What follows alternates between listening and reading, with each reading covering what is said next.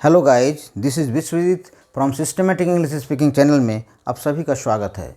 आज मैं बिगिनर्स के लिए सब्जेक्ट लेकर आया हूँ।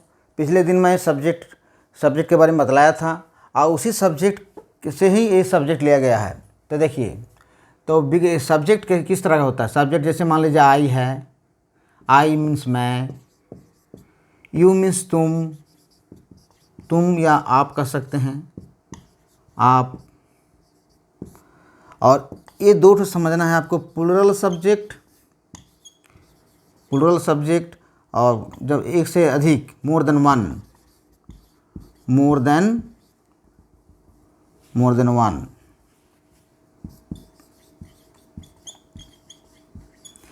एक से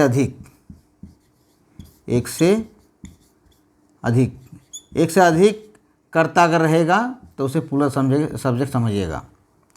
और है लास्ट में है थर्ड पर्सन सिंगुलर सब्जेक्ट। इसे अच्छी तरह से आपको समझना है। और क्योंकि मैं यही 4 सब्जेक्ट को लेकर बात सिखाऊंगा, I will teach each and every sentence with the help of all this 4 subjects, number 1, number 2, number 3 and number 4। Okay, क्योंकि वही 10 तरह का जो सब्जेक्ट है इसी के अंतर्गत है। देखिए, एनी सिंगुलर सब्जेक्ट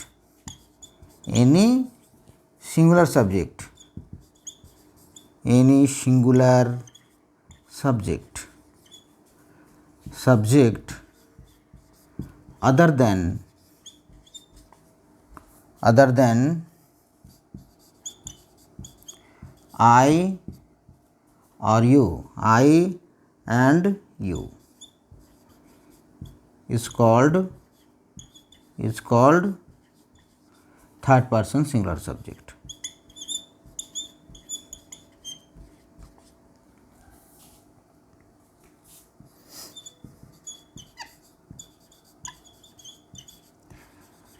तो जितने भी सिंगुलर सब्जेक्ट हैं, सभी सिंगुलर सब्जेक्ट आई और यू को छोड़कर, अर्थात आई और यू को छोड़कर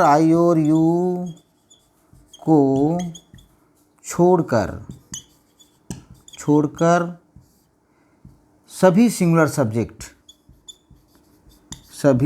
सब्जेक्ट को, एक वचनकर्ता को,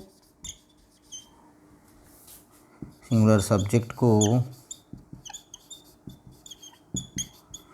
थर्ड पर्सन सिंगुलर सब्जेक्ट कहा जाता है।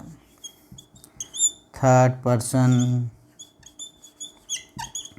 सिंगुलर सब्जेक्ट कहा जाता है।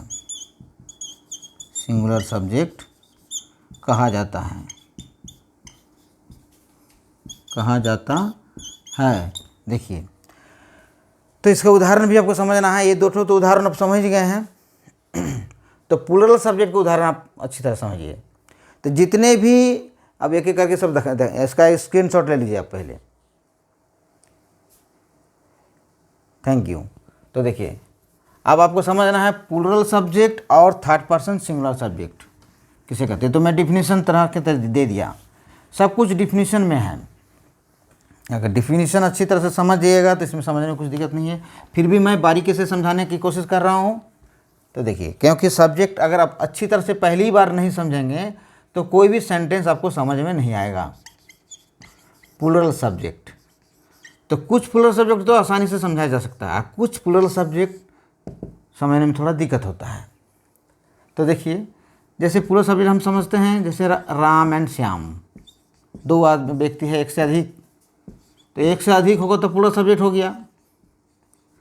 उस तरह से पीपल, थोड़ा उदाहरण से समझिए। पीपल, मैन, चिल्ड्रन, और अगर इस तरह से जितने भी रहेंगे, अब सब प्लूरल सब्जेक्ट हुआ। और द पुलिस, कभी पुलिस को सिंगुलर में बोला जाता है तो कभी प्लूरल में बोला जाता है। ये पुलिस दोनों में यूज होता है, सिंगुलर भी होता है और इसके सेंस के अनुसार होता है। ये सिंगुलर और प्लूरल दोनों में होता है। तो आप याद रखिएगा। और अब हुआ third person singular subject. Third person singular subject. इसे अच्छी तरह से समझें।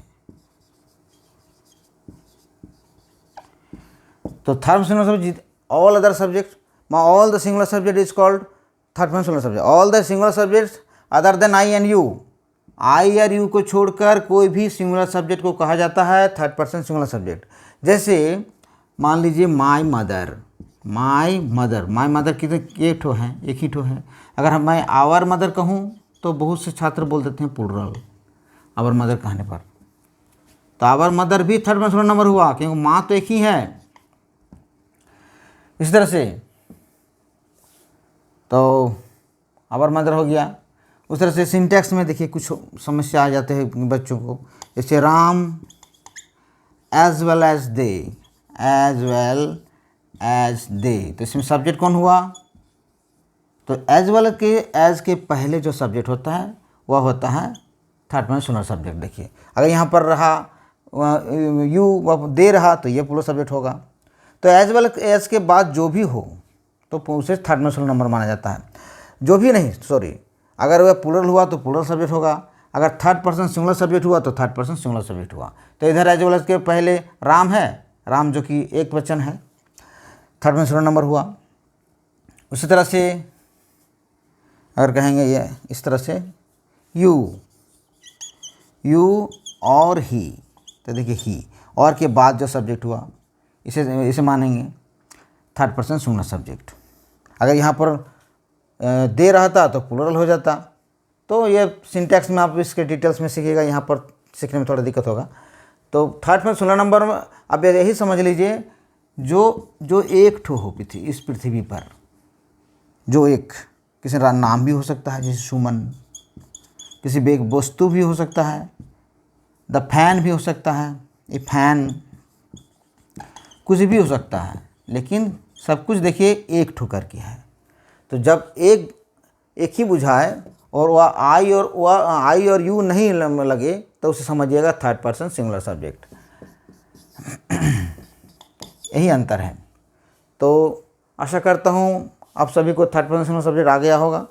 और first of all know all the 4 types of subjects in detail.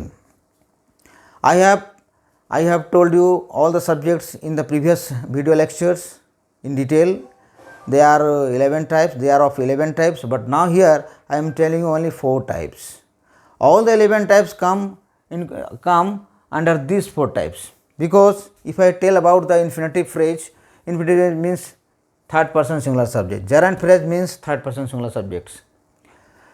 In this way, if I tell about the compound word, then it will come under plural subject. So all the subjects come under these four subjects.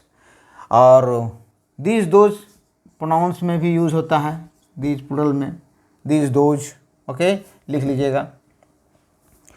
तो इसे समझना है, आपको याद नहीं करना। याद कीजिएगा तो इसे समझ में नहीं आएगा। इसे जितना अच्छी तरह से समझिएगा उतना ही अच्छा रहेगा। ये पूरा समझिए, आपको समझने पर निर्भर करता है। अगर इसे समझने में गलती कर दीजिएगा तो आगे आपको वाक्य बनाने में भी दिक्कत हो जाएगा। और आशा करता हूँ ये समझ में आ गया होगा। अब इसका स्क्रीनशॉट ले लीजिए। तब तक के लिए धन्यवाद।